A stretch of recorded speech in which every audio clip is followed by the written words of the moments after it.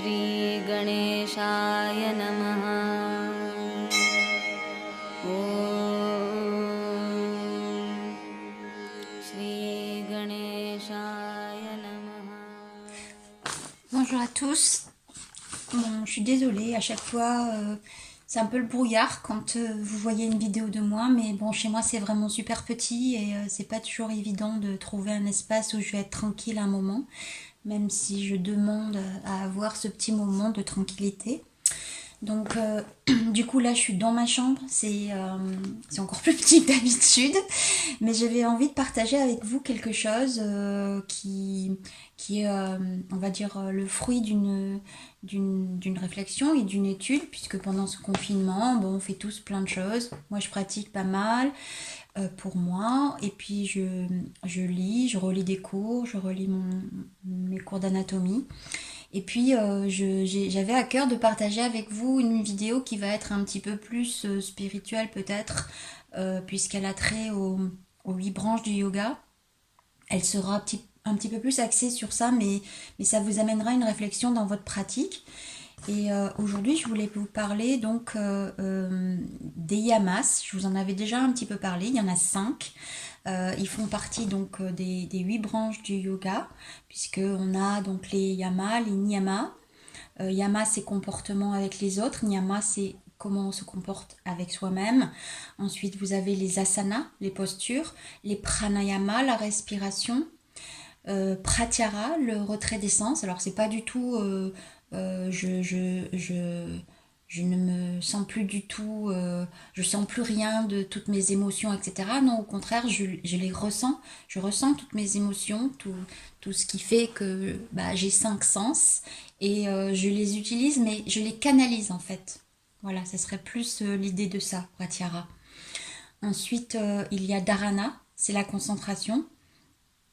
En fait, vous pouvez vous concentrer avec comme outil une petite bougie, une image de quelque chose qui est important pour vous, et ça vous aide à la méditation. Ça vous permet de rester concentré sur ça. Si vous avez votre esprit qui vagabonde, et ben vous pouvez ramener votre esprit sur ça, quoi, sur cette image ou sur cette petite lumière, cette bougie. Et ensuite, vous allez avoir dhyana, qui est le mot qui représente la méditation. Et finalement, samadhi, qui est l'union entre celui qui voit et celui qui est vu, l'observateur et l'observé, vous, votre âme et une conscience pure. Donc voilà, ça c'est les 8 branches du yoga. Et aujourd'hui, je voudrais vous parler donc d'un des 5 yamas, donc qui est la toute première branche, et c'est Ahimsa. Ahimsa, c'est la non-violence. Et comme je vous l'ai dit au début, pour faire sens avec notre pratique, on peut imaginer la non-violence, pas simplement la non-violence, ne pas être violent avec les autres, mais on peut aussi l'imaginer comme n'étant, ne pas être violent avec soi-même. Et donc c'est refuser de se faire violence au réel en voulant changer des choses. C'est aimer ce qui est et ce que l'on est. Si dans la pratique, ma hanche ne veut pas s'ouvrir, je ne la force pas, c'est ainsi.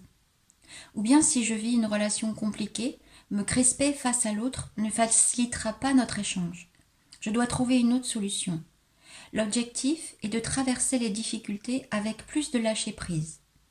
Le yoga nous y aide via la respiration. Le souffle permet de passer les postures sans forcer. Le défi reste de savoir si je me fais réellement violence dans cette posture ou si ce n'est qu'une peur.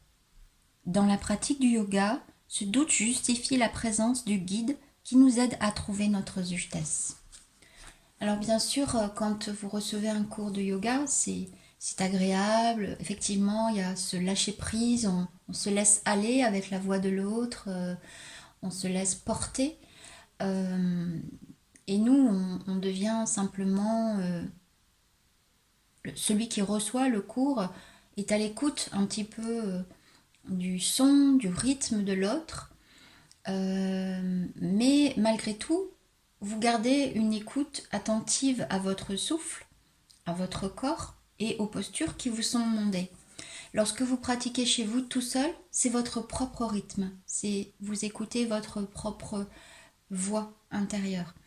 Et ça a vraiment un très bon côté. Parce que tout ce travail que vous ferez chez vous tout seul pendant cette période de quarantaine, qui peut-être va être plus qu'une quarantaine, eh bien, va vous faire aller plus profondément à l'intérieur de vous qu'un cours pourrait le faire. Vous allez vous transformer d'une façon différente et lorsque vous allez revenir en contact avec le groupe, avec le cours, vous verrez effectivement qu'il s'est passé quelque chose.